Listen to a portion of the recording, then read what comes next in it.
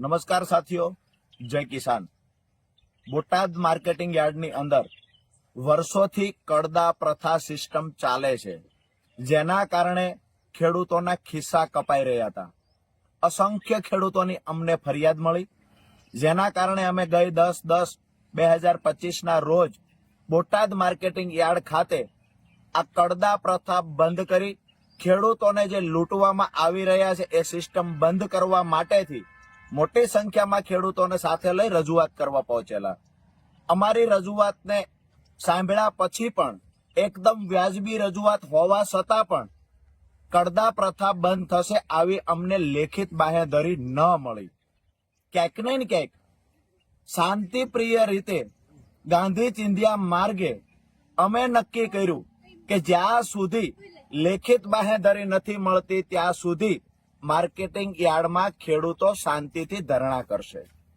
મોડી રાત્રે પોલીસ આવે છે, લાઠીચાર્જ કરે છે, અમને ઉઠાવી જાય છે। અમને કહેવામાં આવે છે કે માર્કેટિંગ યાર્ડમાં તમારે લોકોએ બેસવાનું નથી। અમે નક્કી કર્યું કે માર્કેટિંગ યાર્ડમાં બેસવા નથી દેતા, કડદા પ્રથા બંધ થશે એની લેખિત બાહેધરી નથી આપતા, તો અમે બાજુનું ગામ હળદળ છે ત્યાં ખેડૂત પંચાયત બોલાવીશું। તો 12/10/2025 સાંજે 4 વાગે હળદળ ગામમાં ખેડૂત પંચાયતનું અમે આયોજન કર્યું।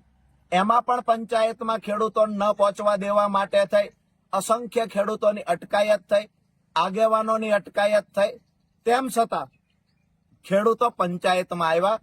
હું અને મારા સાથી મિત્ર પ્રવીણભાઈ પણ પંચાયતમાં પહોંચ્યા। ક્યાંક ને ક્યાંક થોડી જ વારની અંદર પોલીસ આવે છે, ત્યાં આવીને લાઠીચાર્જ કરે છે, ત્યાં આવીને ટીયર ગેસ છોડે છે અને ત્યાં આવી આ ટોળાને હેરાન કરવાનું કામ પોલીસે કર્યું, ટોળાને ઉશ્કેરવાનું કામ પોલીસે કર્યું છે, જેના કારણે ક્યાંક ને ક્યાંક એવું બન્યું પોલીસ અને ખેડૂતો વચ્ચે ઘર્ષણ થયું। એ ઘર્ષણના કારણે ક્યાંક ને ક્યાંક બંને તરફ થોડા લોકો ઈજાગ્રસ્ત થયા, પરંતુ પોલીસે ખેડૂતો પર ગંભીર ગુનાઓ દાખલ કર્યા, અસંખ્ય ખેડૂતો પર લાઠી વરસાવી, નિર્દોષ ખેડૂતોને મારવામાં આવ્યો, ખેડૂતોના ઘરમાં તોડફોડ કરવામાં આવી, ખેડૂતોના વાહનોમાં તોડફોડ કરવામાં આવી। મારી પ્રશાસનને વિનંતી છે, તમને દુશ્મની છે તો રાજુ કરપડાથી છે, પ્રવીણ રામથી છે, તમને દુશ્મની ખેડૂતોથી શા માટે છે? તમામ ખેડૂતોને ટૂંક સમયમાં છોડી દેવામાં આવે। હું અને પ્રવીણભાઈ રામ આવતી 16 તારીખ એટલે કે પરમ દિવસ અમદાવાદ પાર્ટી કાર્યાલય ખાતે બપોરે 11 કલાકે અનશન પર બેસવાના છીએ।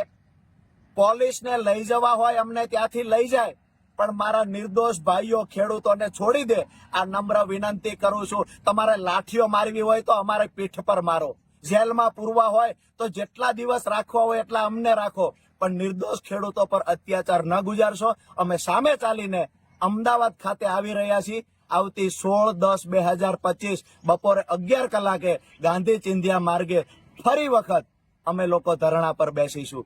જય કિસાન। સાથે જ તમામ સાથીઓને એક સંદેશ આપવાનો કે અમે લોકો જેલમાં ગયા પછી પોલીસ અત્યાચાર કરવો હોય એટલો કરી લે, અમારા ખેડૂત પરિવારોને બચાવવા માટે તમામ અત્યાચારોમાંથી પસાર થશું, પણ આવતી 31 તારીખે ગુજરાતના કોઈ પણ જિલ્લામાં કિસાન મહાપંચાયતનું આયોજન થાય, માન્ય અરવિંદ કેજરીવાલજી એમાં આવતા હોય તો તમામ ખેડૂતોનું વિનંતી કરું છું કે હું તો ભલે જેલમાં હશું, પણ તમારે લોકોએ ખેડૂત પંચાયતની અંદર ખેડૂતોની તાકાત શું છે એ બતાવવાની છે।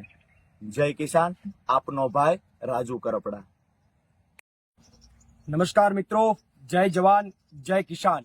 થોડા દિવસો પહેલા બોટાદ માર્કેટિંગ યાર્ડની અંદર અમારા ખેડૂત નેતા રાજુભાઈ કરપડાની આગેવાનીમાં જે એક લડાઈની, એક ક્રાંતિની જે શરૂઆત થઈ, અને એ ક્રાંતિની શરૂઆત બાદ જ્યારે એક સભા, એક કિસાન પંચાયત બોલાવવાનું જ્યારે આયોજન થયું અને હળદળ ગામની અંદર ખેડૂતો જ્યારે ઉપસ્થિત થયા અને ત્યારે એક શાંતિપૂર્ણક રીતે જ્યારે કિસાન પંચાયતનું આયોજન થયું, એમની અંદર હું અને રાજુભાઈ કરપડા બંને ઉપસ્થિત હતા।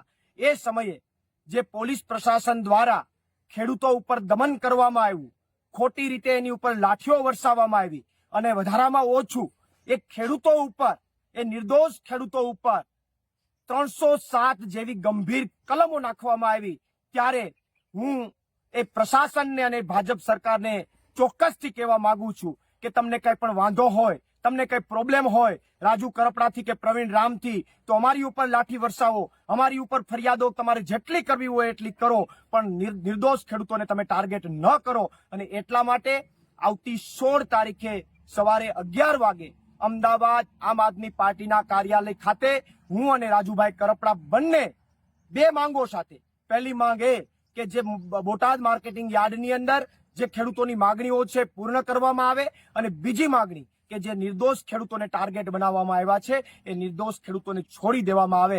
આ બંને માંગણી સાથે હવે બંને વ્યક્તિઓ ત્યાં આમરણ ઉપવાસ ઉપર 11 વાગે બેસવાના છે.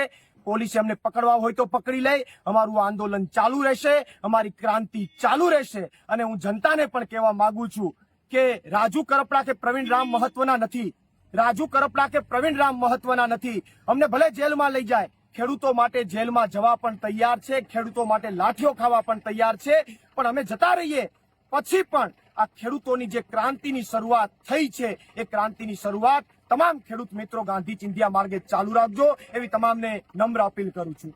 પ્રવીણ રામ, પ્રદેશ ફ્રન્ટલ અધ્યક્ષ, આમ આદમી પાર્ટી.